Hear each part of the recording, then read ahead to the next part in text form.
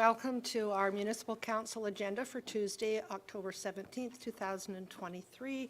I'd like to welcome everyone here tonight and call this meeting to order. Before moving forward with our agenda, we would like to observe a moment of silence for all affected by the current conflict in the Middle East and offer our condolences to all who have experienced the loss or injury of loved ones. We hope and pray that peace and harmony will prevail. At this time, I'd like to ask if there's any declarations of interest from members of council.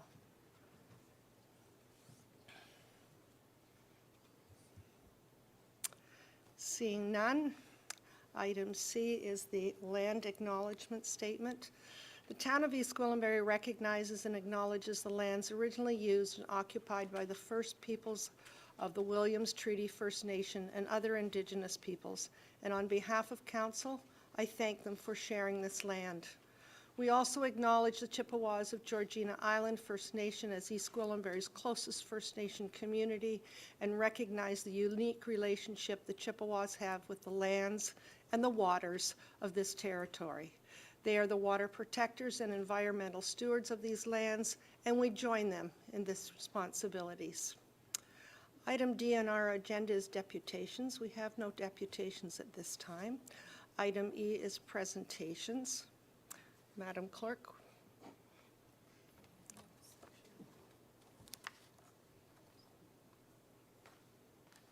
There we go. Our first item of business is we have a very special police officer here tonight with us. I'm pleased to introduce Superintendent Bellman, who has been with the York Regional Police Force for 35 years, working in many areas of policing, including uniform patrol, criminal investigations, intelligence, homicide. There we go. Thank you. Homicide, and was assigned to the Combined Forces Special Enforcement Unit.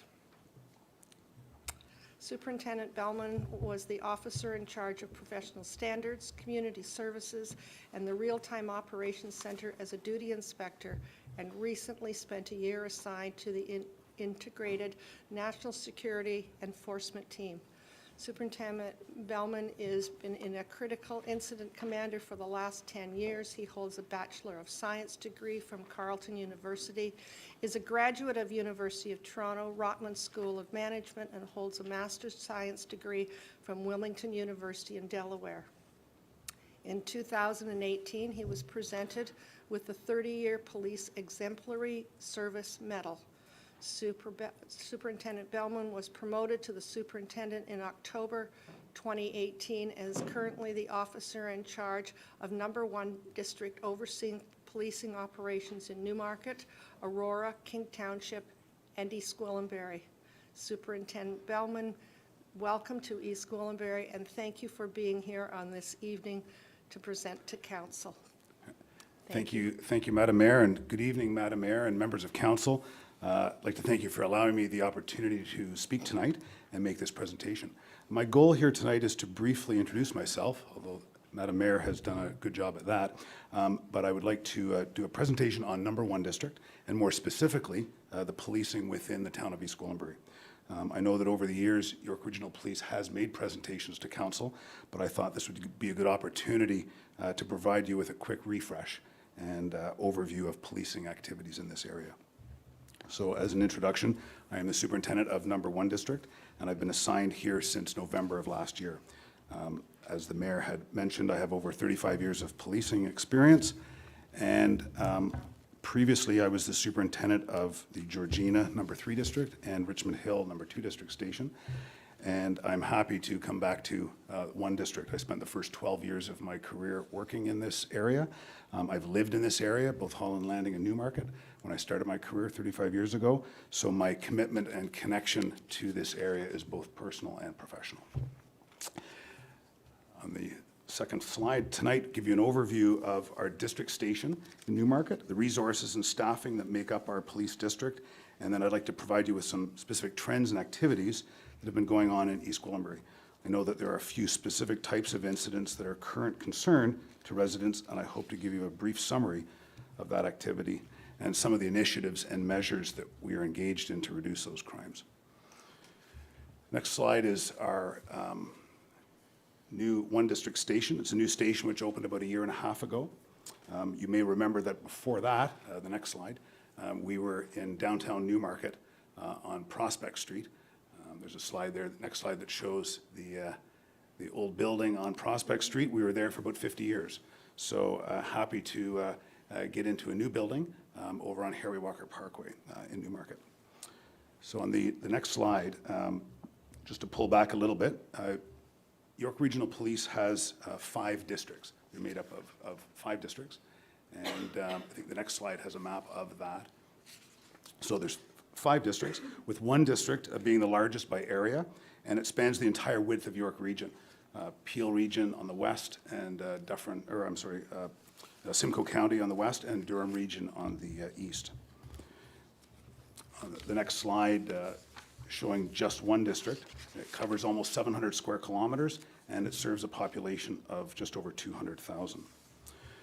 So in the next slide, you'll see that while the other 4 districts with York Regional Police each serve one municipality, number 1 district is unique in that it serves 4 municipalities: King Township, Newmarket, Aurora, and of course East Gwillimbury. So on the next slide, to give you an idea of our station in Newmarket, we have approximately 240 members working out of that building, 230 police officers, and 10 civilian members. And to give you an idea of the presence on the road, the visibility, is that we have a mandatory number of patrol cars on the road, and that's 18. 3 cars each in Aurora, King Township, and East Gwillimbury, and then 9 cars in Newmarket. So the next slide, tell you that our station is divided into 3 main areas of policing. First, the uniformed division, which we often refer to as the front line, are the uniformed officers. You see them in the cars out on the road. And there's approximately 35 officers per platoon, and they work a rotation of 4 days on and 4 days off. And that works out to about 140 uniform officers working out of our station, and they're considered frontline. The supervision is 4 sergeants and a staff sergeant on each platoon. The staff sergeant stays inside, and the 4 sergeants are out on the road supervising. So the next one is our CIB, or Criminal Investigation Branch, and these are officers who are in plain clothes, suit and tie, or dressed down depending on their assignment. And when the uniform officers take reports for various crimes, they're assigned to those investigators. And the CIB office is broken down into 2 parts. We have a property crime team that looks after property crimes, crimes against property, break-and-enters, thefts, and they also deal with a lot of drug trafficking offenses. We also have a persons crime team, and they deal with crimes against persons, domestic violence primarily, and any other crime that would target individuals. And finally, our third area is our core unit, and which is the community-oriented response unit. And there's 12 officers and a sergeant. And as their title suggests, they respond to community concerns. The team is broken into 2 areas, one that specifically is dedicated to traffic enforcement, and they respond to concerns that residents have brought forward or members of municipalities have brought forward, and whether it's speeding, stop sign violations, or any other careless or dangerous driving incidents, they will respond specifically to those concerns and report back. The other side of our core team is our street enforcement unit, and they are in uniform, but unlike the front line, they don't respond to the regular calls for service, but they're more flexible. They will liaise with various community groups and the bylaw office, as well as our CIB or detective office and our crime analyst. And they'll target areas which have increased complaints of thefts, drug trafficking, or other concerns to residents, including repeat offenders who they get to know. They're in effect a district support unit for all the other areas. And then our core unit finally all comes together, both sides, to manage any community events, parades or memorials, or anything that requires traffic management or crowd management on a municipal level. So I'd like to specifically talk about East Gwillimbury. And while I mentioned that we have 3 dedicated patrol cars assigned to East Gwillimbury at minimum, we also have a number of other services that York Regional Police has to offer through our different specialized resources. And I'd like to highlight a few of those to show that those are also available when needed in East Gwillimbury. So the first one is, next slide, is the Real-Time Operations Center, and it's located beside our 911 Communications and Dispatch Center, and it's run by a duty inspector 24 hours a day. And that duty inspector has 3 staff sergeants and an analyst, and they oversee the entire region policing operations, and they will manage any investigative or uniform situations and redeploy resources as needed in the region. The next slide is our air support. So very excited, this past spring, York Regional Police purchased a new helicopter. It replaced the 20-year-old helicopter that we had, and the helicopter can respond to all types of calls and has the ability to respond very quickly anywhere in the region. It's used for searching for missing people or vulnerable people. It's searching for suspects who have fled on foot from a crime scene or from the police. And as well, it's been successfully used to track stolen vehicles while avoiding police pursuits. I spoke with one of our pilots the other day, and I said to him, I'm giving a presentation to East Gwillimbury Council, can you tell me how long it would take to get the helicopter from one corner of the town to the other? So he said, well, let's see, Bathurst and Green Lane, Ravenshoe and Durham Road 30, about 5 or 6 minutes. So that ability to deploy that quickly in a rural area is a real benefit to the officers and the residents when they need police oversight very quickly. I can tell you when people hear the helicopter flying, quite often they believe that it's because a very serious call is on the go, which may be the case, but oftentimes that helicopter acts as another patrol vehicle. It may be simply that an officer is stopped a car for speeding and the helicopter's nearby and just provides that secondary overwatch. And then when everything is safe, they can move on to something else. So they actually respond to calls that you wouldn't think the helicopter normally would, but it can get there very quickly and get a bird's eye view, really, of what's going on. So the next slide is our business intelligence technology. And our business intelligence unit developed significant technology which essentially brings together a number of different systems and databases, and it allows officers on the road to visually see information on maps and various layers and provides an enhanced information to them. It gives them locations of high crime areas, the locations of people who are on bail or on parole, repeat offenders, and it gives the officers on the road the most accurate and up-to-date information without having to reach out to other areas of their organization. So they have it right in their car and immediately. On the next slide, we have our road safety. So our Road Safety Bureau can add additional traffic enforcement and used in areas where there's high collisions or where speeding or other ongoing traffic issues exist. We can add that as an additional resource. We also have, as part of our Road Safety Bureau, major collision investigation team, and they take over investigations of serious collisions where there's fatalities or serious life-threatening injuries. On our next slide, we've got our canine unit. Canine unit has 14 dogs, 13, and we're about to get a 14th dog, and they're used in a variety of capacities. So similar to our air support unit, they can track missing or vulnerable people or people that have fled on foot from a crime scene or from the police. And our police services dogs are also cross-trained in the detection of drugs, explosives, firearms, and I just learned they can detect currency, cash. I guess they can smell cash. So it's a useful tool that we use. They can also be sent into buildings or houses to check for people that might be hiding in a building. Our next slide, the tactical team, our emergency response unit, or ERU, is our tactical team, and they're used to respond to critical incidents where weapons are being used or have been used, and they also deal with armed and barricaded or hostage situations, so they can be deployed very quickly to the area. Our next slide is our mental health support team, and as we'll see a little bit later in the presentation, a lot of the calls that we deal with involve mental health. And our mental health support team consists of a plainclothes officer, police officer, and a crisis worker, and they're paired up, and they're able to provide additional resources to uniform officers, and they liaise with hospital crisis workers to provide better care for people that the police have apprehended and taken to the hospital. And finally, for our larger scale investigations, I can touch on a few of the units. York Regional Police has a host of specialized investigative units. Our Special Victims Unit, which deal with sexual assault and child abuse, our Hold Up Unit, our Major Frauds, our Homicide, our Guns, Gangs, and Drug Enforcement, as well as Human Trafficking. So that was just a brief snapshot of some of the full range of resources that we can use within East Gwillimbury. So when serious incidents happen, we have the ability to deploy those resources very quickly.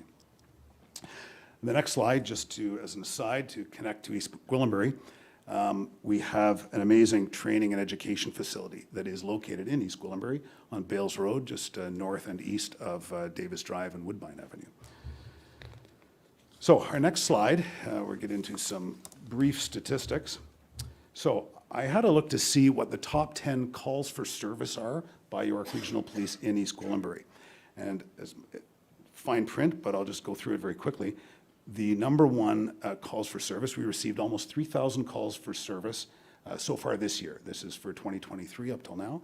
And the first call for service, or the most frequent, are motor vehicle collisions. And after that, the impaired driving complaints there was about 330. And those are calls where residents are following a vehicle and they believe they're impaired, and they call 911. And just to put that in context, roughly 1 in 6 of those phone calls results in an impaired driving arrest. So we've arrested or charged 48 people so far this year in East Gwillimbury for impaired driving, and that's as a result of the 300 phone calls coming in.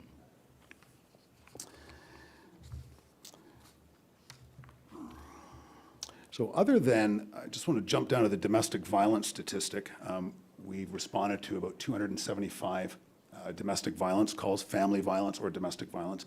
And of those calls, we've made arrests in just over half. 158 of those calls for service result in an arrest. And that's the top criminal case that we end up dealing with. The remaining of the calls for service are all somewhat connected. We've got check welfare calls, persons in crisis, assisting EMS, and often those are related to residents calling in for things that they observe, whether it's check welfare, I haven't heard from my neighbor in a while, or I'm concerned about somebody that's sitting in a car or sitting in a park. That would be a check welfare call. The persons in crisis call is when mental health is clearly an issue, and we will respond to those. But the other calls as well, assisting EMS, certainly those are relating to, could be medical issues where the police need to assist, but in most cases it also involves some mental health issues. And then the other less frequent calls for service, suspicious vehicles, suspicious persons, it just shows that the residents are calling in when they notice something that stands out. And whether it's a suspicious vehicle that might be tied to a crime and they provide the information, or a suspicious person for the same thing, or perhaps it's somebody who's in crisis. And then finally, the last couple of calls, assist citizen is sort of a catch-all call for service where there isn't a specific category. And it's somebody that requires assistance from police, and perhaps the information isn't clear, but we respond anyway just to see how we can help. And then finally, keep the peace is for non-criminal disputes, where our job is to resolve those disputes without anybody getting hurt or maintaining safety. And the next slide on there is very quick, briefly, is the homeless issue is a serious social and health concern everybody's aware of. Our core unit regularly liaises with street outreach, public health, and bylaw to come up with solutions to the homeless issue.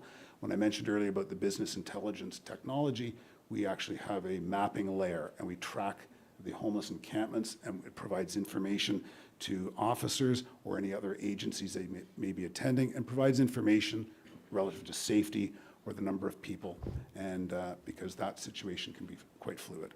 So it's something that we monitor and we manage, and there are a number of homeless encampments in East Gwillimbury. The next slide, just to go over some traffic enforcement.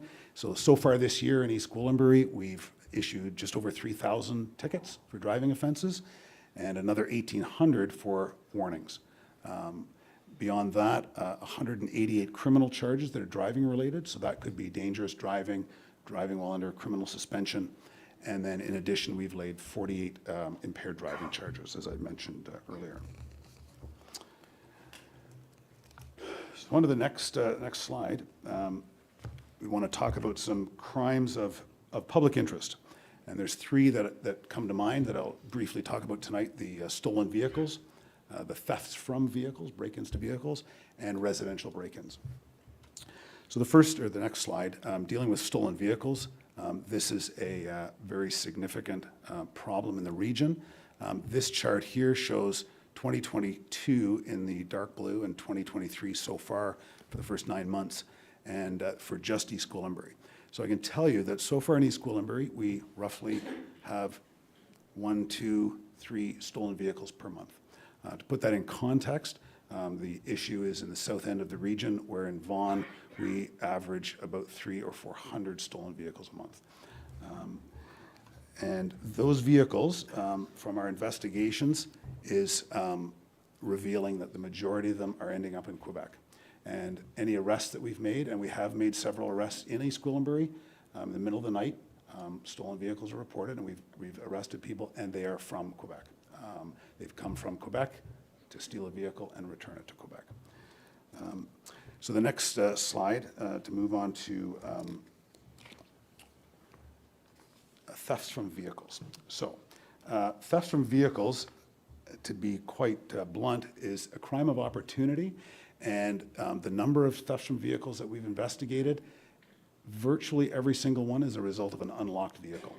Very rarely does somebody break into or smash into a vehicle. The majority are unlocked vehicles. So they're a crime of opportunity. People are walking through the streets, checking car doors, and they might check 100, and 1 or 2 are unlocked, and in they go. So that is a concern. The numbers look fairly low. It's a bit of a squiggly chart there, but in the range of 4 to 8 per month in East Gwillimbury. That's what the ones reported to police. Quite often we'll hear, well, there's been a series here and a series here. We're not aware of them because they're actually not reported to us. But that's the numbers. And then finally, the residential break-and enters.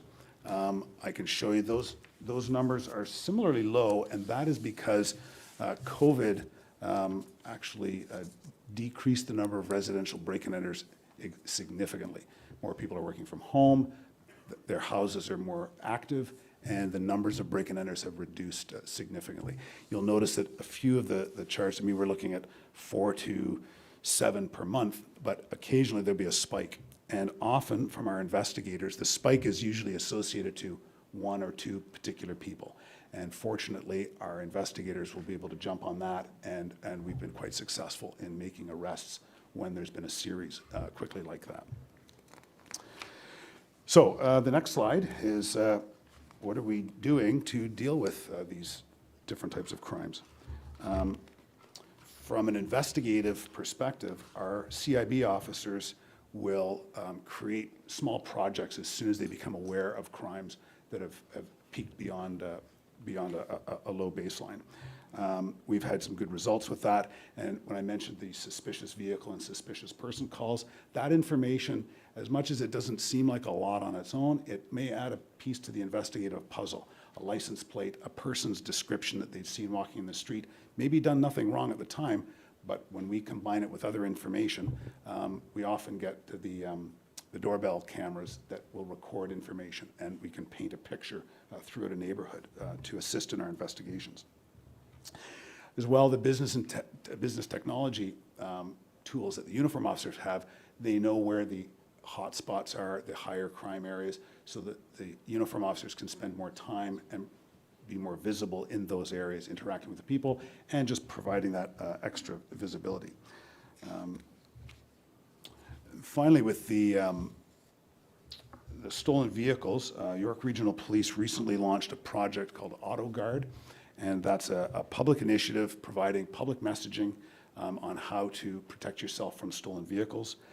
We also have a campaign on the go as part of that where we're handing out the small Faraday pouches that will prevent the key fobs from being detected, the electromagnetic signal being detected. That's been quite successful. And behind the scenes, Project Auto Guard is also a large-scale investigation group, and it's tied in with a provincial stolen vehicle task force that's targeting these stolen vehicles across the GTA. Finally, on the last slide, I believe a presentation was made to council perhaps in the spring on the Community Safety Data Portal, which is a public-facing part of York Regional Police's website. and it allows residents to conduct searches and reveal the number of criminal offenses and locations of those offenses within their particular area that they live. And it allows residents to be better informed on the actual true crime statistics. They can see it firsthand. Or, as I'd mentioned earlier, if they hear about a rash of car break-ins, let's say, and they go to the community data portal and it doesn't appear to be there, then perhaps they can encourage their neighbors who are talking about it to actually report it to us, and then we can keep track of it a little better. So it really improves the accuracy of public knowledge of crimes. So, a bit of a whirlwind presentation, but I hope that you've learned a little bit more about York Regional Police than you did 15 minutes ago. I want to thank you again for allowing me the opportunity to present to council, and happy to answer any questions or accept any thoughts or concerns that you may have. Madam Mayor. Thank you so much for being here tonight. I'm sure that there's some questions from members of council. Councillor Foster, go ahead, please.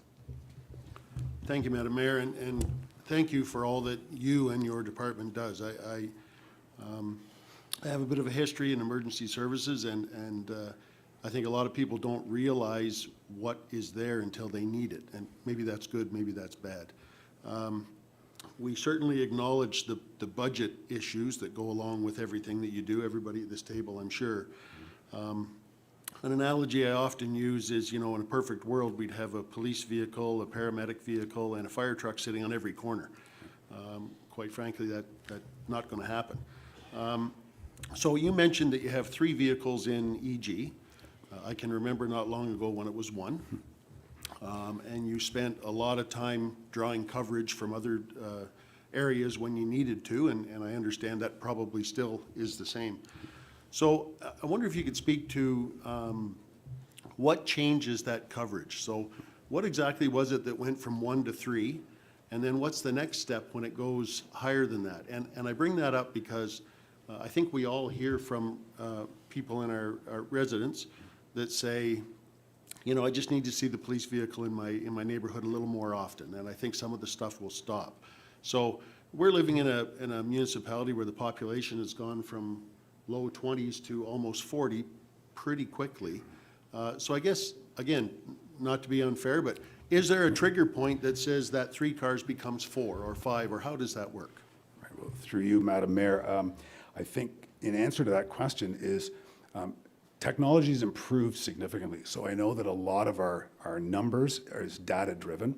So we look at the calls for service, and we base the calls for service on the number of cars available. I can tell you, same as you, when I worked here 35 years ago, there was 3 cars in Newmarket and 1 or 2 in Mount Albert, and there was a little more fluidity because the population was lower. So we recognize as well that as the population grows, so does the ability to get from point A to point B.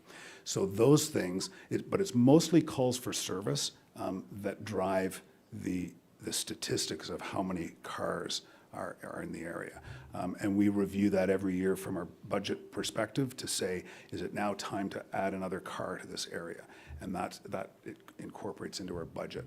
But it's absolutely a numbers driven. So, but in answer to the question, sometimes it's a data statistical answer, but the perception might be different. So on my last slide, we have an info, it's very simple, info@yrp.ca. And we receive about 12,000 emails to that address, but everyone is tracked.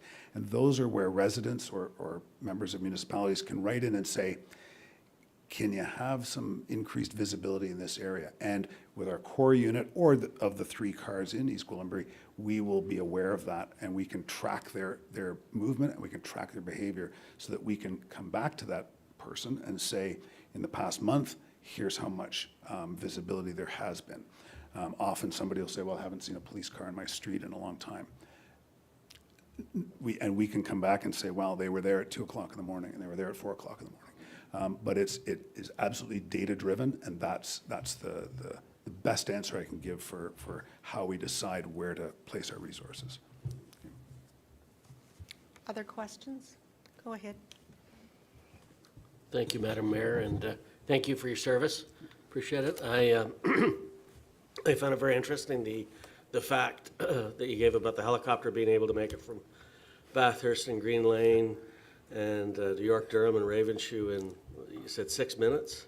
Yeah. I think that's a minute better than what Councillor Foster can do. But, maybe, yeah, okay. You spoke about the one thing that I know has plagued many of our residents has been the break-ins, break-in in the autos and the thefts.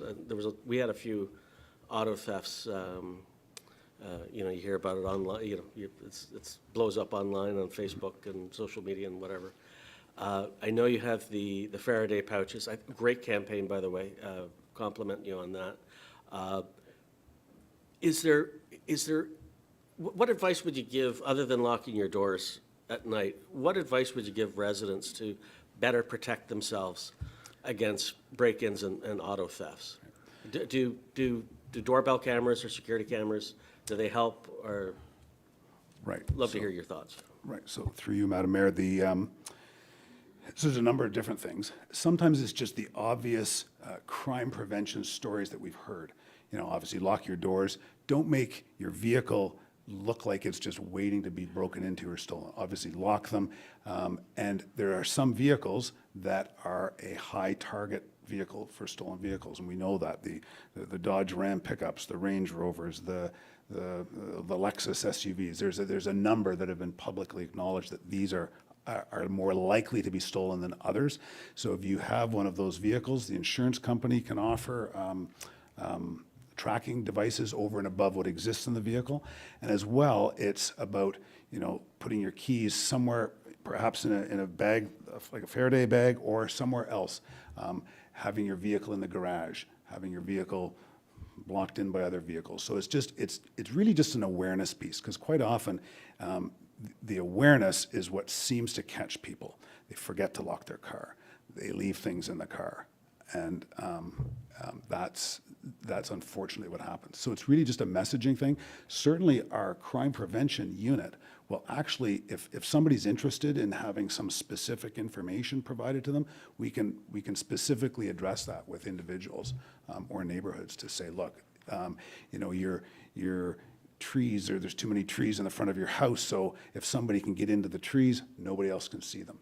Or the way the lighting is set up, people can sit between cars and nobody will see them. So it's really just there's multi-steps and there's different things, but we can certainly offer assistance specifically to people for that.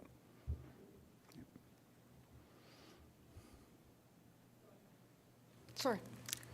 Thank you, Madam Mayor. Through you, I couldn't help but think that when you were talking about crimes of opportunity and locking your door, that I needed to go home and remind my kids to actually close the door of the minivan when they get out of it.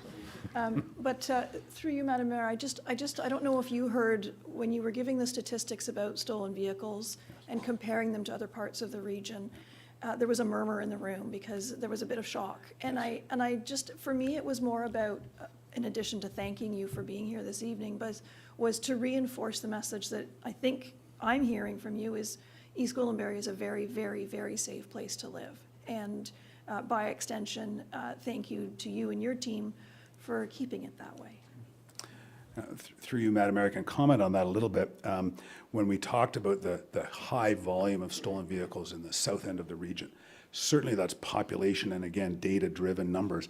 But the other piece is that often it's the accessibility. So the south end of York region is close to Highway 407, 401, 400, 404.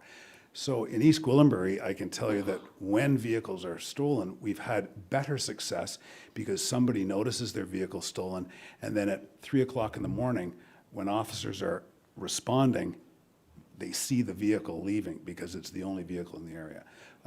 And so they have had better success than the 24-hour world further south. But I can tell you that having lived here for 35 years and worked here, absolutely, East Gwillimbury is a safe community. And so even when little things happen, we have the ability to respond to it quickly because we don't feel overwhelmed. We have that surge capacity, I guess is the best way to put it, so we can certainly handle that if something comes up. Go ahead, please. Thank you very much through you, Madam Mayor. To the Superintendent, thank you very much for your presentation. Are there any ways that East Gwillimbury can, as a municipality, can be even more supportive of the work that you're doing? Do you see any opportunities for us to improve and to facilitate improvements? Through you, Madam Mayor, that's it's an interesting question. I think the biggest piece is that communication and awareness. So even just this small presentation tonight, a lot of times the officers forget how much the public might not know about what we do or what we don't do. So I think by getting out there and explaining things a little closer, technology certainly help. The community safety data portal certainly adds that layer of transparency to show what goes on behind the scenes, at least from a statistical point of view. But I think it's that community, engagement and back and forth. And I think certainly that's the type of thing that we are happy to engage with different community groups to, if nothing else, just to educate them on what we do and learn from what they are looking for from us. Quite often, I say to officers when we've had a few new recruits, and one of the things I say when they say, well, I'm a little nervous, I'm new officer on the road, I might go to a complicated call and I'm not sure what to do, my training is overwhelming, and I say, just ask the person what they're looking for. Ask, what do you want from the police? And then usually the person says, well, I'd like this to happen. And then the officer can go, oh, okay, well, I can do this or I can do this for you. But it's just a simple communication that really just enhances that togetherness, I guess is the best way to say. Other questions, comments? I'm not seeing any at this time. Thank you so much for being here. I know that we've all learned a lot, and you may get some calls or emails or whatever a little later on in the week. People start to think about something that you said and have a question to ask you as well. We appreciate so much the safety that we have in our community, and we know that we are safe. And we're safe because YRP are with us on a regular basis, and the training that your people have is second to none, and we see that whenever we engage with them. So please thank them for us. We appreciate everything that you do, and if we can be of any help at any time, please don't hesitate to call us, and we're here to help you too. Great, excellent. Thank you, Madam Mayor. Thank you very much.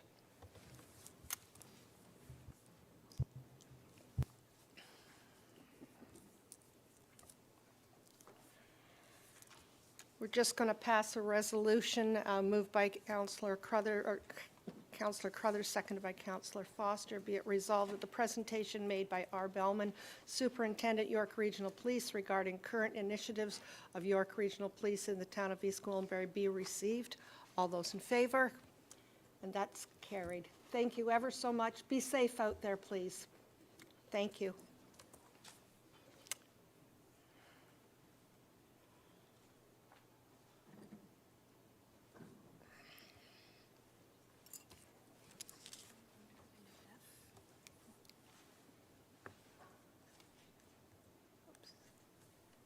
Just bear with us for a moment as we're experiencing some technical issues. Just one moment, please.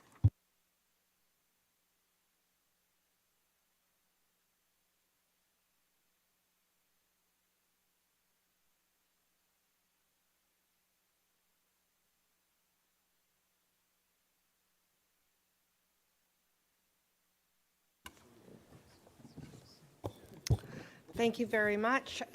We are now at committee recommendations. To adopt the Committee of the Whole Council recommendations from the meeting held on October 3rd, 2023. Could I have a mover and a seconder, please? Councillor Crothers, Councillor Roy DiClemente. All those in favor? And that's carried.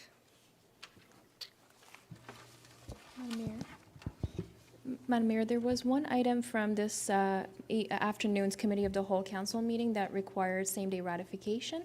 I'm going to put that resolution on the screen for Council to review. Just bear with me for a moment.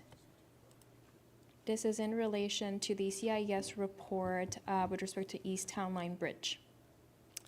To adopt the Committee of the Whole Council recommendation from the meeting held on October 17th, 2023. Be it resolved that Council adopt the Committee of the Whole Council recommendation from the meeting held on October 17th, 2023 as follows.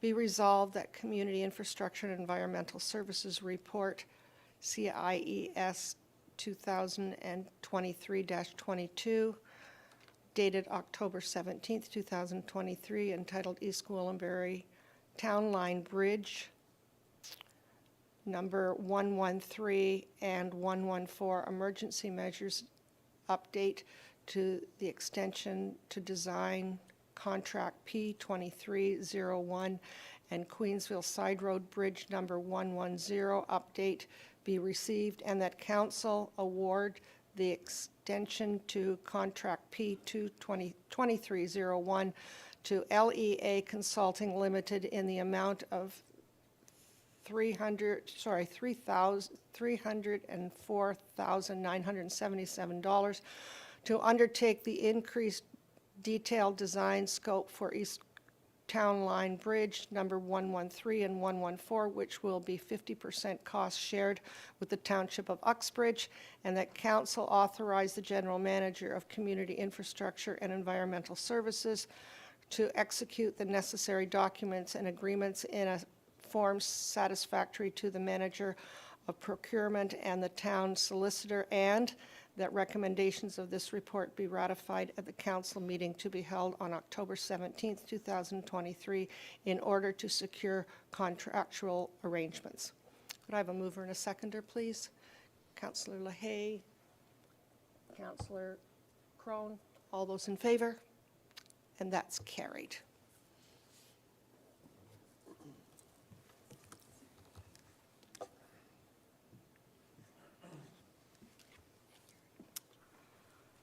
We're now up to some minutes to adopt the minutes of the whole council, minutes from the meeting held on October 3rd, 2023, moved by Councillor Roy DeClemente, seconded by Councillor Foster. All those in favor? And that's carried. To adopt the council minutes from the special meeting held on October 3rd. October 3rd, and the regular meeting held on October 3rd, 2023, moved by Councillor Carruthers, seconded by Councillor LaHaye. All those in favor? And that's carried.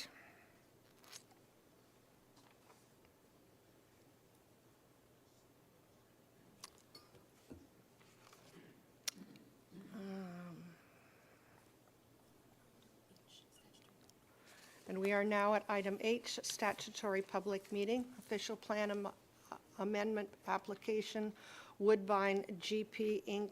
19350, 19512, 19298, 19266, and 19222 Woodbine Avenue, 2176 and 2203 Far Avenue, and 2196 Mount Albert Road, OPA 23-01. And there are procedural comments, statutory public meeting statement. Members of the public, this portion of the council meeting is a statutory public meeting under the Planning Act. The purpose of this public meeting is to inform the public and obtain public input on planning application received by the town prior to a full technical analysis being conducted by our staff. No decision to approve or refuse an application will be made here tonight. There will be a presentation from town planning staff on this development application. Following this presentation, members of the public will be invited to offer their comments or concerns respecting the proposal. Submissions can also be made in writing. I will then ask either staff or applicant to answer questions related to the applications. Once we have heard from the members of the public, I will ask members of council if they have any questions or comments. Your participation tonight is welcome, and by hearing all comments, we enable the making of informed decisions. It should be noted that a comprehensive report will be prepared by staff and presented to a future council meeting assessing the merits of the application before us today and providing council with a recommendation on whether the proposal should be approved, modified, or refused. It is very important that the town receive the names and addresses of individuals having an interest in this planning application. Therefore, if you plan to speak to council at this meeting, or if you wish to be notified of any future council meeting concerning the application being considered, you must provide your contact information to the clerk. Under the Planning Act, the applicant or residents have a right to appeal any decision of council on a planning application to the Ontario Land Tribunal, but you must verbally express any comments or concerns here tonight or submit any comments or concerns in writing to the town before the bylaw is passed. The tribunal may dismiss all or part of an appeal made in respect to an application. The public meeting is being audio and video recorded for storage and broadcasting on the internet. Your name, address, comments, and any other personal information is being collected and maintained for the purpose of sending correspondence relating to matters before council and creating a record that is available to the public in a hard copy format and on the internet in an electronic format pursuant to Section 27 of the Municipal Freedom of Information and Protection of Privacy Act. Questions about the collection of personal information should be directed to the town clerk. I will now ask the General Manager of Development Services to begin with the presentations. Thank you, Madam Mayor. This evening's public meeting is to discuss an application that proposes to amend the official plan to expand the boundaries of the 404 Employment Corridor Secondary Plan area. I'll let my colleague Janani Nagulin provide some detail on the technical aspects of this proposal, but I also just want to provide some additional context that sort of the thrust of this application is to be able to take advantage of an economic employment-related opportunity, and it will also involve some extension of infrastructure that will benefit both the municipality and potentially other businesses going forward in the future. So, Janani, if you'd like to walk us through the presentation, please.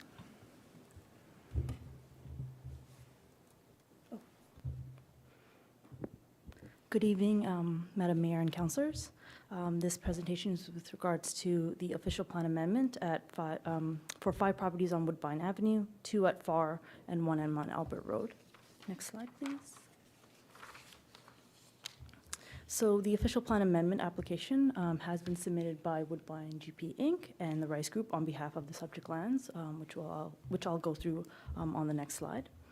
As mentioned, the proposed official plan amendment will redesignate the subject lands from rural to employment and extend the boundary northwards for the Highway 404 Employment Corridor Secondary Plan area. Next slide, please.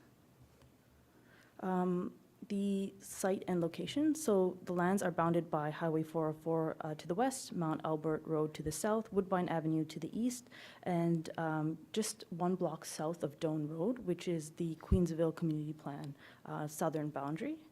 The subject lands have an approximate area of 41.9 hectares or 103.4 acres.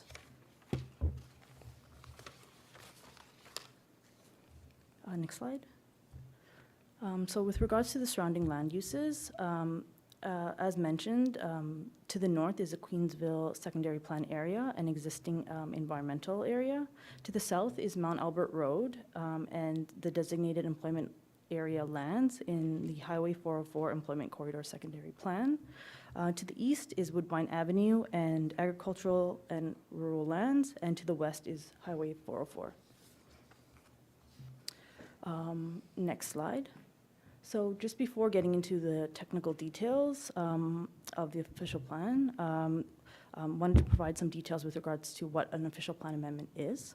So the official plan itself is a visioning document that guides the town of East Gwillimbury's development and land use.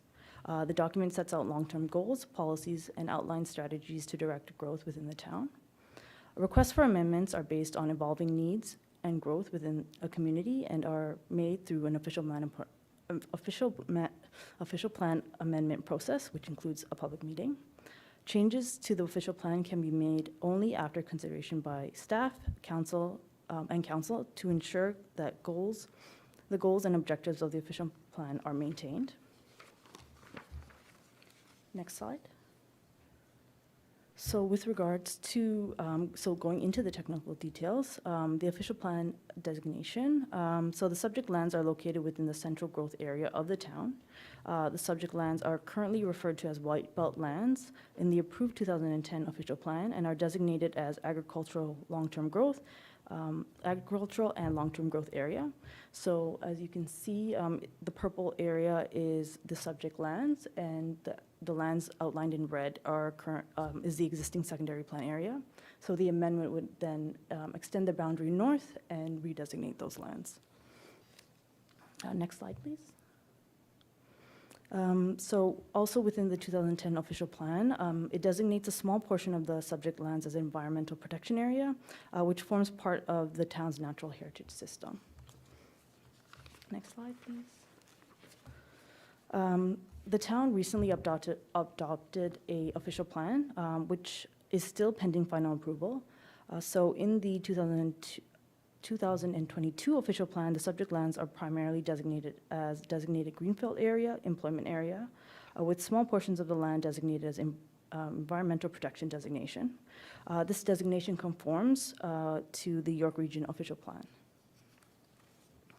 Next slide, please. The lands subject to the proposed official amendment abut the town's natural heritage system to the north, which contains key natural heritage features.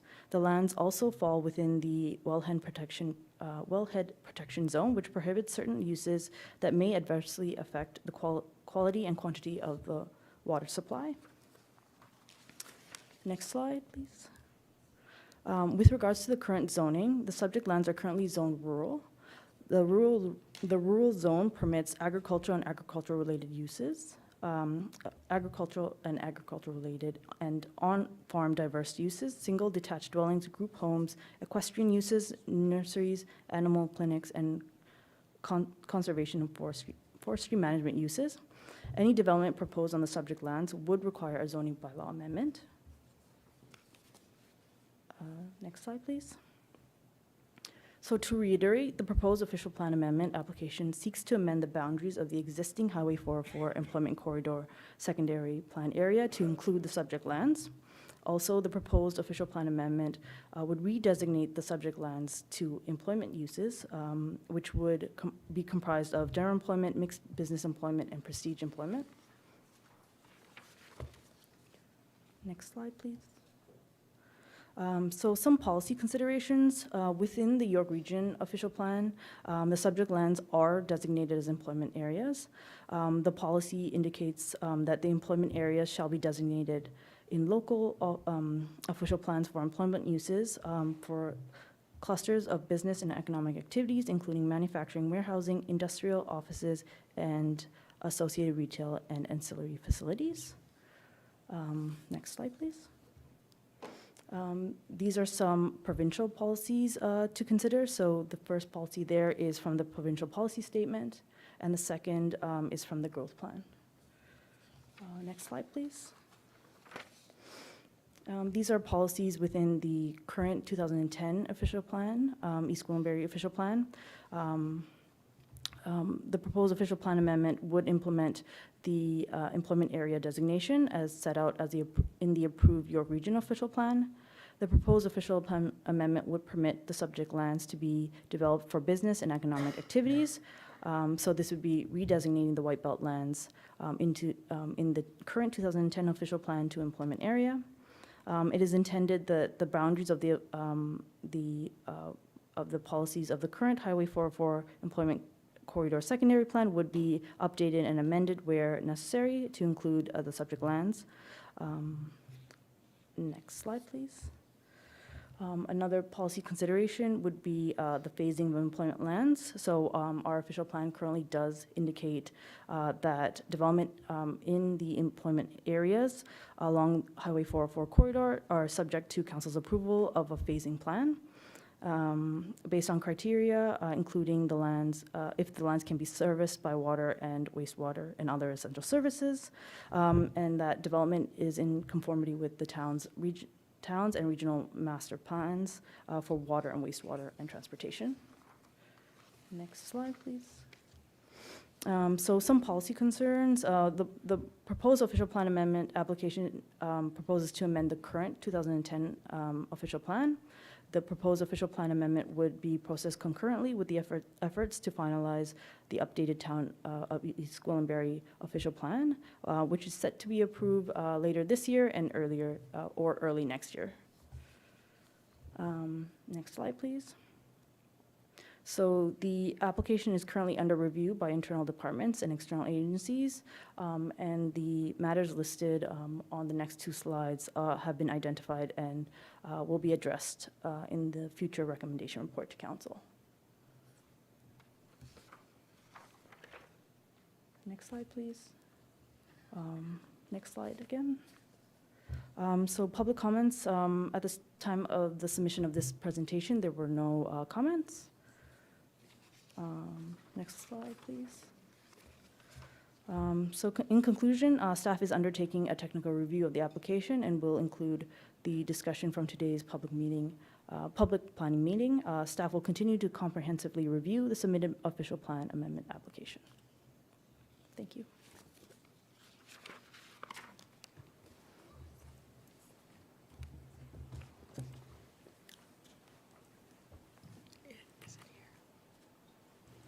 Through you, Madam Mayor, the next item on today's order of agenda is the presentation from the applicant agent for this application, and that would be delivered by Michael Mendes.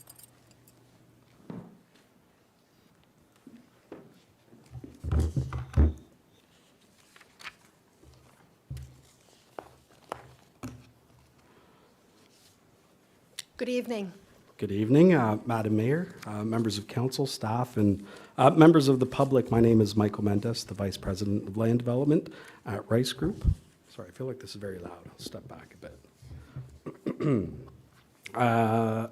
I'm here this evening to present Rice Group's application submitted to the town regarding our secondary plan amendment. Here with me this evening, and I'm not making it up, I have two other Michaels with me. Michael Rice, President and CEO of Rice Group, and then also Michael Larkin from Larkin Land Use Planners.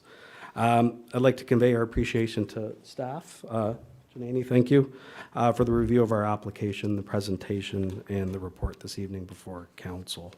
Also, thank you, council, for your time for allowing us to provide this presentation. Next slide, please. Okay. So this image on the slide is the urban structure map from Schedule A1 of the town's 2010 official plan. The Highway 404 Employment Corridor Secondary Plan is the areas outlined in blue, with the 404 being majority of it on the west side, Woodbine on the east side, Green Lane to the south, and Mount Albert Road to the north. It's kind of in that pink line. And the subject lands that we're here this evening about is the area just north of Mount Albert Road, in that white area, and then it will go right up into the green natural heritage area shown on this plan. And then above that is the Queensville secondary plan for their employment area. So I just wanted to point out really quickly is that when this secondary plan happened that's in place right now in East Gwillimbury, it was originally intended to go up to that natural heritage area. However, there was a landowner that wanted to not comply with the uses of the employment corridor, so that this area was removed at the time of when that 2020 secondary plan came into place. So that's the reason why that gap is there that you can clearly see on this map. So it is in our opinion that the amendment to designate this land employment is a logical connection to connect the two employment lands along this 404 corridor in the town of East Gwillimbury. Next slide, please. This one may be hard to see, but the way I like to look at the map of East Gwillimbury and the Highway 404 corridor is you can, if you obviously know where East Gwillimbury is, you can see the little bump out of the 404 that diverts a little bit east and then comes back to the west. That's where that employment land area is. So this is York Region's adopted 2022 official plan land use map. As shown in the area in purple, our proposed amendment will implement York Region's official plan, which has identified these lands as employment uses. That would bring the East Gwillimbury's 2010 official plan into conformity with the regional plan. Next slide, please. The Highway 404 Employment Corridor Secondary Plan was adopted by Council in July of 2020 and as amendment number 1-2020 for the lands outlined in that solid bold map, or sorry, the solid bold line on the map. The proposed amendment area is to expand the limits of the secondary plan into the cross-hatched area of that map. And that would be those lands that were white on that official plan map that we saw on a previous slide. Next slide, please. Excuse me. The proposed amendment will adopt the same land use designations as contained in the original Highway 404 Employment Corridor Secondary Plan. It'll provide updated policies to ensure that the 404 Employment Corridor develops as a high-quality employment land area that generates jobs and a sustainable, low-impact tax base for the town of East Gwillimbury. The proposed plan will establish development patterns for the Highway 404 Employment Corridor to articulate goals, policies, and implementation of mechanisms to ensure that the employment area develops as planned in a comprehensive and cohesive manner. The amendment will provide guidance on the physical infrastructure to the town, including transportation systems, stormwater management, municipal water, wastewater services, and utilities. Next slide, please. I wish I had a little pointer so I can point things out here, but I don't, but hopefully you can see it on your screen in front of you a little clearer than what we can see here on the map. So, as future development applications come forward within the secondary plan amendment area, each lot will have its own on-site stormwater quality, quantity, and balance controls for each development property. With respect to the external servicing, we are proposing to add a gravity sanitary sewer that will connect into the sanitary pumping station on the Woodbine 1 lands just south of Mount Albert Road. This sanitary sewer, I think it's in red on your plan if you can see it clearly, connects to the south end of our property that is outlined in the gray box on this map here. So this sanitary sewer will be sized to accommodate the lands within the secondary plan amendment area, as well as being future-proof to take on additional flows from the Queensville employment lands further north. We will also be providing a water main that will connect the Woodbine 1 water main at Mount Albert Road up to Queensville Side Road. The anticipated benefits for this new water main are that it will be the ultimate build-out for the entire employment corridor, the improvement of the water quality, and reducing the water flushing within the town. Town Council authorized Development Services and CIES to enter into a MOU to lay out the framework for the overall servicing of the secondary plan area that we are working with staff on. Next slide, please. The Natural Heritage Report found that most of the natural features were adjacent immediately north to the study area next to the Harrison Creek corridor at the north end of this red outline. A 30-meter buffer will be assumed for the natural features, which defines the limits of the natural heritage system within the study area. As future development applications come forward to the town, they will require a detailed site-specific natural heritage report. For road ecology, we have been, given with our proximity to the Harrison Creek corridor, recommendations have been made to avoid potential indirect impacts to wildlife, such as wildlife crossing signage, minimizing the use of artificial lighting, and limiting the use of salt for winter maintenance near natural features. Next slide, please. sorry, excuse me. I don't want to spend too much time on this slide. This is again about the land use policies. I think it was covered off significantly in Janani's presentation and also in the front end of my presentation. However, I do want to also note what Janani noted is that this amendment will comply with the town's adopted 2022 official plan. Next slide, please. As part of our submission, the reports listed on this slide were submitted to the town and external agencies for their review. Also, our consulting team that prepared the reports for us is Larkin Land Use Planners, GEI Consultants, our Civil, Environmental, and Ecologist Consultant, TY Lin, our Transportation Consultant, ACC, an Archaeological Consultant, and Clark Consulting, our Agricultural Consultant. Next slide, please.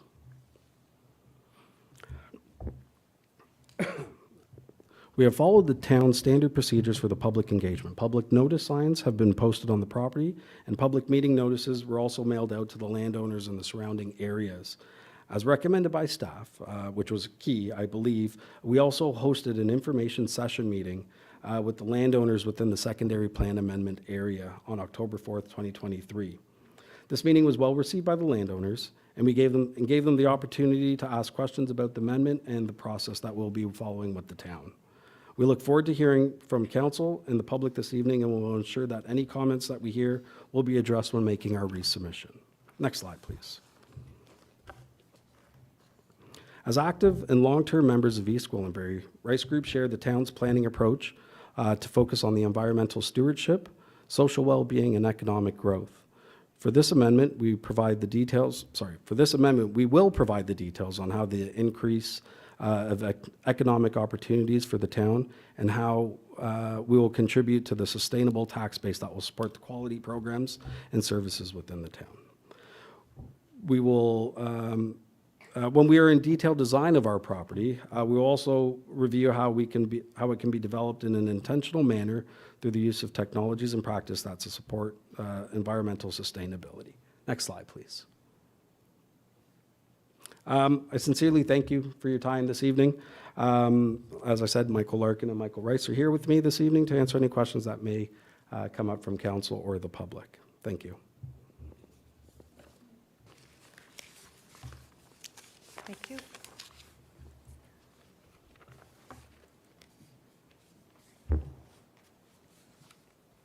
Thank you very much. Before we begin the public comments, I wanted to let our visitors know a few items. To our speakers, please provide your name and address to the clerk. As we have a few speakers this evening, I'd ask each speaker to keep their comments to five minutes.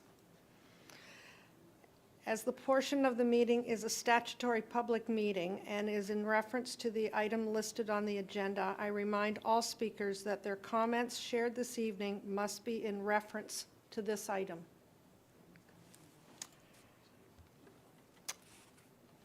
I believe that's all we have at this time, Through Madam Clerk. Madam Mayor, thank you for the procedural comments.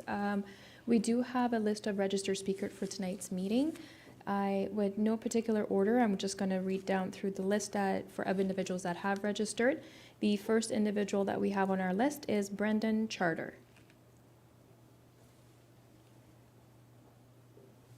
Brendan? Okay, I don't believe that Brendan's in the audience, nor they're online on joining us. So the next individual who has registered is Mr. John Pettigen.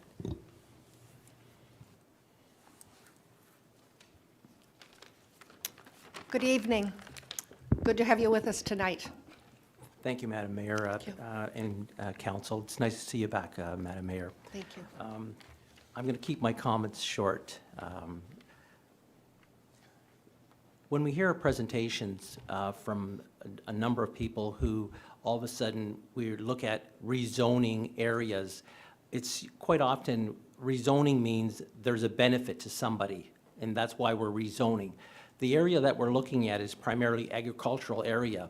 And in today's economy, when food is becoming more and more scarce and development is becoming bigger and bigger, we always look at who gets benefits out of all this. Is it the landowners, the people who've lived there for 20, 50, 100 years? Or is it the short-term gains that our partnerships or stakeholders actually make. When I look at your website in the East Gwillimbury, it says about 80% is rural land. With these type of proposals and restructuring and rezoning, I think you'll have to change your website to accommodate that. But a lot of the land that we see in East Gwillimbury is farmland, is agricultural, is rural. A lot of the councillors live in those rural areas. If we start developing everything in different areas, East Gwillimbury will no longer be East Gwillimbury. One of the things I'd like to mention is that with all the development that's going on, the part that lacks, and I think Councillor Carruthers in last week mentioned it very well, why are we building out before the infrastructure? And why I bring that out is because we have a lot of development going on, but the infrastructure isn't there. And one of the key areas in infrastructure is sewage. That is a very serious concern. We are talking about development, but where is all the sewage going to go? We're not there yet. The stories I've heard talking to residents, it's not the best story to listen to. We need to look at things that are happening today, plan tomorrow, but let's make sure today we've taken care of. Because if we don't, it just piles up. And we pay more as taxpayers, not as residents, but people who want to live here, who want to see their children grow here, who want to see East Gwillimbury be the front runner in Ontario. So what I'd like to know is, how is council going to address even the sewage, the infrastructure, or better still, the sewage problem that's going on in that neck of the woods? I open it up to council. That's all I have to say. Thank you very much. Thank you, council. Thank you, Madam Mayor.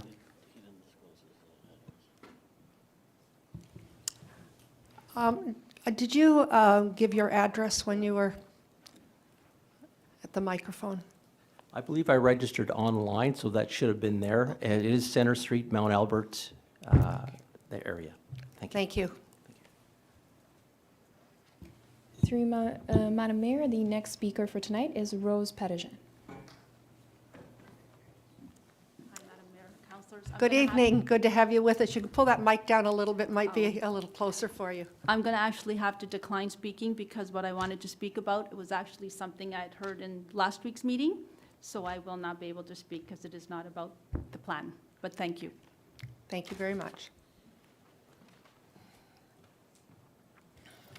Through you, Madam Mayor, that concludes the list of registered speaker for tonight's meeting. We don't have any additional names currently listed. Are there people in the audience that had not planned to speak or planned to speak, but they haven't been invited yet? If that's the case, would you like to come forward at this time? Good evening, Madam Mayor and Council. My name is Leslie Edwards, and I'm here on behalf of my mother-in-law, Jean Johnston, 19512 Woodbine Avenue. We just wanted to make sure that you understand the human element as well. There are people that are living in that section of land. In fact, my mother-in-law's property will be surrounded by the property that you are up for considering whether or not to allow this proposal to go through. And for my mother-in-law, this would destroy her way of life if it goes through. She would be surrounded by industrial, whatever that ends up being like. And we understand that this is a benefit for the East Gwillimbury, but the human element still needs to be considered. And she has lived there for decades. And like I said, this will destroy her way of life. Thank you. Thank you.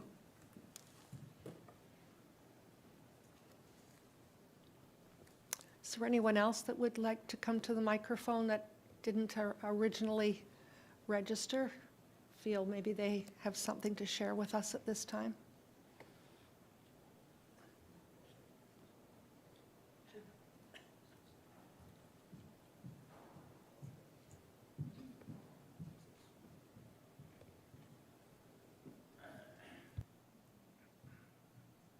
It looks like those that were going to speak have spoken then this evening.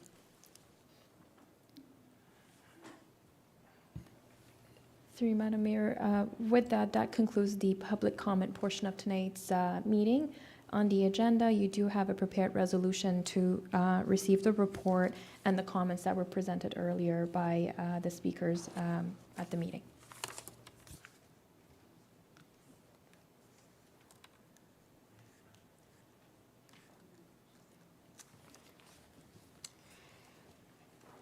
Be it resolved that Development Services Planning Branch Report DS 2023-44 dated October 17th, 2023, entitled Official Plan Amendment, Woodbine GP Inc., 19350, 19512, 19298, 19266, and 19222 Woodbine Avenue, 2176 and 2203 Far Avenue, and 2196 Mount Albert Road, file OPA 2301, be received, and that comments presented at the statutory public planning meeting be addressed by the Development Services Planning Branch in a comprehensive report to a future committee of the whole council meeting date.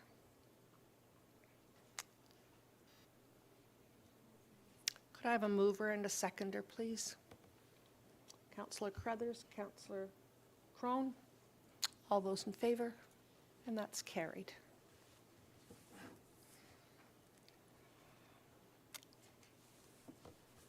We do not have any correspondence for consideration at this time.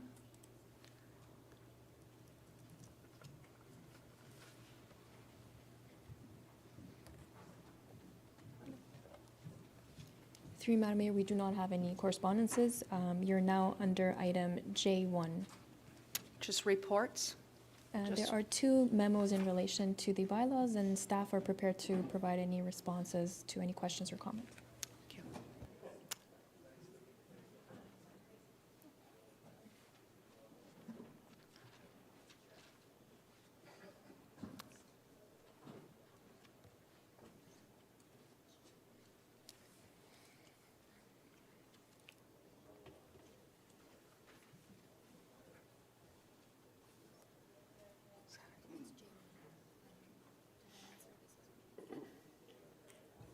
Okay. Madam Mayor, the first memo is Development Services Memo Administrative Penalty System, APA's bylaw, and I believe General Manager Bejan would be able to provide some introductory remark. Thank you, through you, Madam Mayor. This is just to advise that the bylaw, after it was originally considered by council, has been updated to now include a system of escalating fines to be able to better address repeat offenders. Both our manager of bylaws and the solicitor are available if there are any questions with respect to specific details.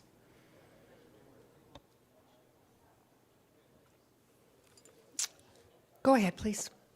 Thank you very much, through you, Madam Mayor. For the benefit of the residents who have been having some negative impacts on their quality of life due to certain situations, could you detail what the improvements or changes have been made to the system of escalating fines so that the residents are aware of what steps are being taken to address these situations? Through you, Madam Mayor. In short, it's up until this system was introduced, there was an ability to levy a fine, but it, in some cases, was not enough to be considered a deterrent.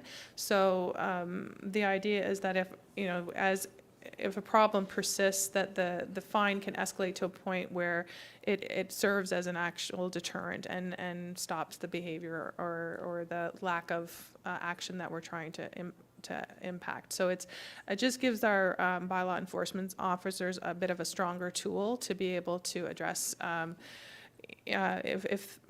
in most cases, most residents comply with the bylaws, but if you have repeat offenders where the penalty is too low to cause them to change the behavior, then it was proving ineffective. So this just gives us another option.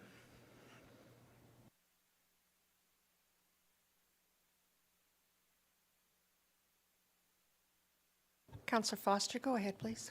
Thank you, Madam Mayor. This just popped into my mind, Ms. Bejan. I hope don't hold this one against me. What about if the property we're dealing with is a developer-owned property,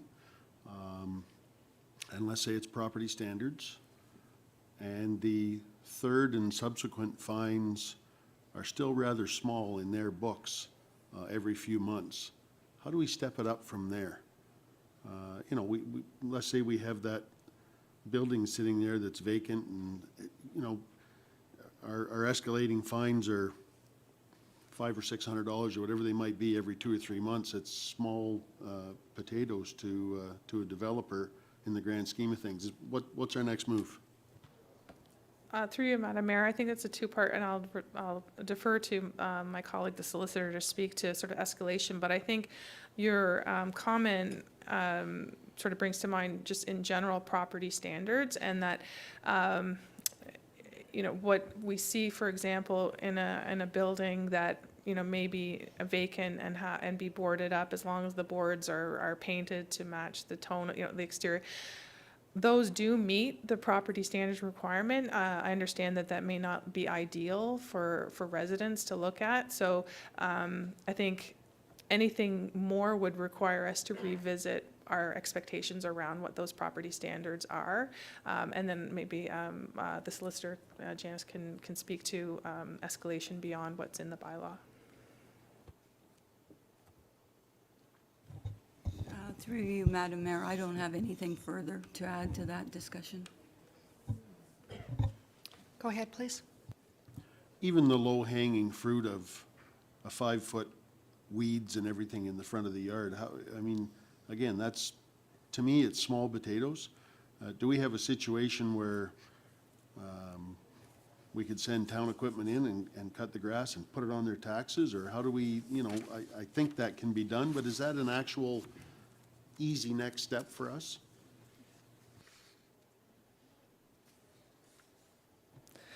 Through you, Madam Mayor, absolutely, and we do have, historically, we have examples when that's happened and have been able to go in and typically it comes down to resources, availability of resources, but that's certainly within our ability and our purview to be able to do that, and then pass any costs incurred along to the property owner.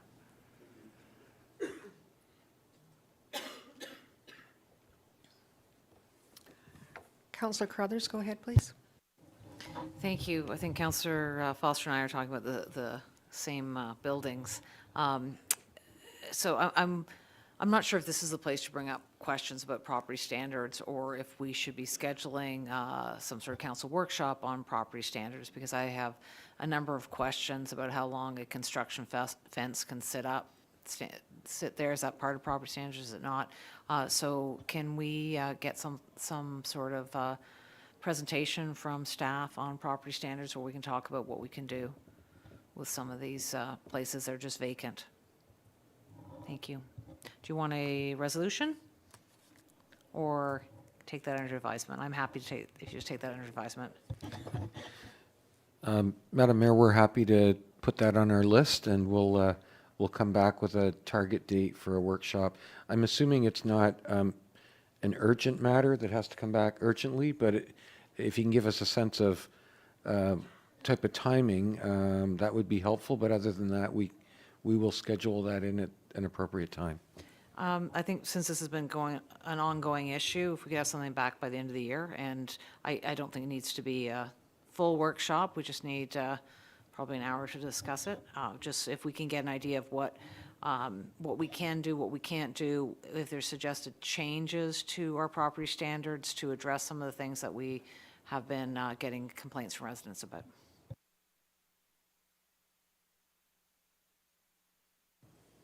Councillor Crone, go ahead, please. Thank you, Madam Mayor, and just through you to staff. This is welcome news. I thank you for putting this together, and I know we have a few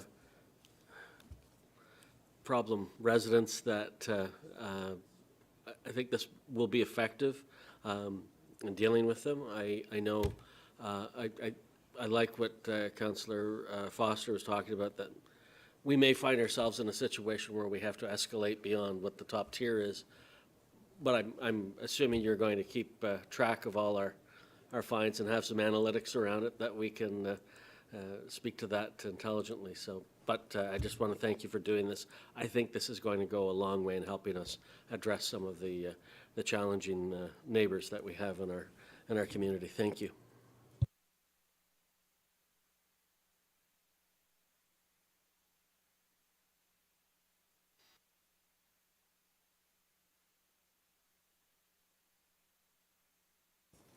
Any more questions from members of council?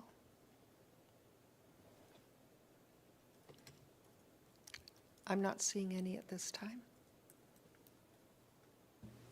Madam Mayor, the prepared resolution was proposed to be amended to include a request for a future workshop to be delivered prior to the end of the year regarding property standards.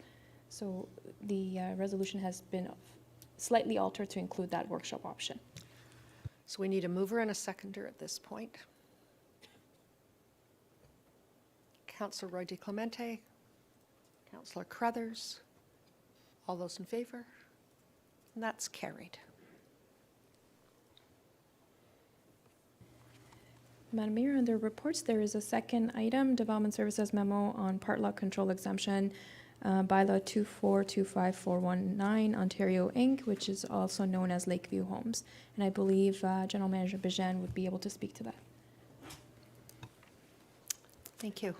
Thank you. Through you, Madam Mayor. This is, yes, a standard part law control exemption bylaw, just to permit the sale to home buyers. So happy to entertain any questions if council has any.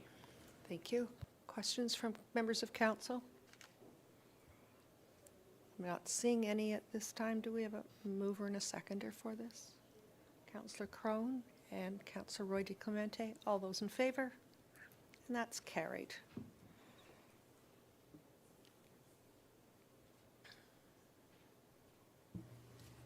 Madam Mayor, you're now under item K, which is resolution, which there are none at this time. And moving down on the agenda, it's item L, which is bylaws. There are 3 bylaws for council's consideration. Should you wish to entertain one motion, you can receive them all. Councillor Roy DeClemente, go ahead, please. One motion for all 3, please. Thank you. Do all members of council have that in front of them at this time? Yes? I have a mover and a seconder, please. Just a seconder. Just a seconder. Happy to second. Councillor Foster. All those in favor? And that's carried.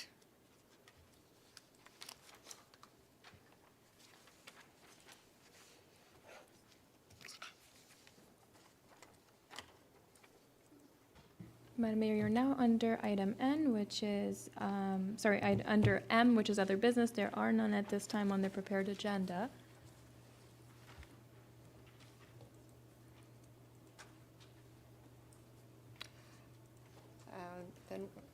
Then we're at the confirming bylaw. That time, could I have a mover and a seconder, please? Councillor Foster, Councillor LaHaye. Be it resolved that bylaw 2023-071, being bylaw to confirm the proceedings of council meeting held on October 17, 2023, be taken as read, enacted, and signed by the mayor and municipal clerk. All those in favor? And that's carried. And item O is an adjournment. Could I have a mover and a seconder, please? Councillor Crothers, Councillor Crone, thank you. Be it resolved that the meeting of council adjourn at 7:30 p.m. All those in favor? And that's carried. Thank you very much. Thank you for coming out tonight. Appreciate it very much.